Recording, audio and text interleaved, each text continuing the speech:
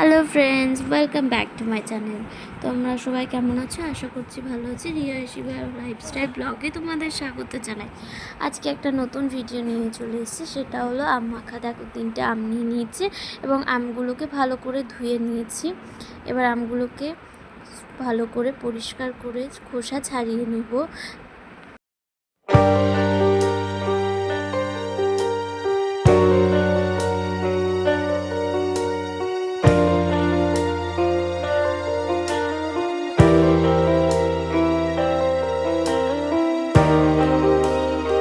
আমটা আমার পরিষ্কার করে ছাড়ানো হয়ে গেছে। এরপর আমি ছোট ছোট টুকরো করে আমগুলোকে কেটে নেব।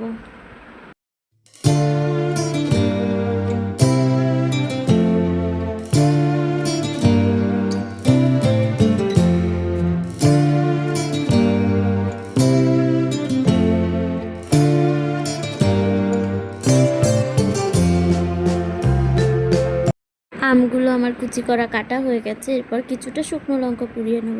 চলো এবার শুকনো লঙ্কা পুড়িয়ে নিই। আম মাখার আসল টেস্ট কিন্তু এই শুকনো লঙ্কা থেকেই আসে। আম মাখা যদি শুকনো লঙ্কা দিয়ে পুড়িয়ে মাখা হয় তাহলে স্বাদ দ্বিগুণ হয়। এবার চলো যা যা আম মাখায় আমরা দেবো সেগুলো গুছিয়ে নিই। কিছুটা নুন, চিনি, শুকনো লঙ্কা পোড়া, লেবু পাতা আর একটু বিট নুন। এবার সব একে নুন দিয়ে লঙ্কাটাকে ভালো করে চটকে নেব।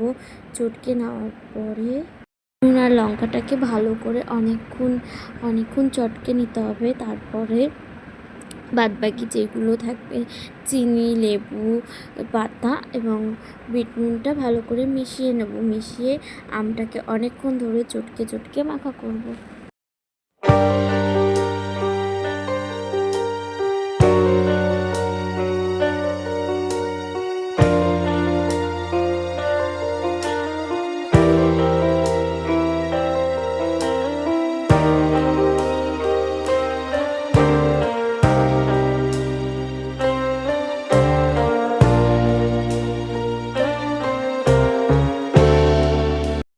আমগুলোকে সব কিছু দিয়ে ভালো করে অনেকক্ষণ ধরে চটকে চটকে ভালো করে মেখে নিয়েছি।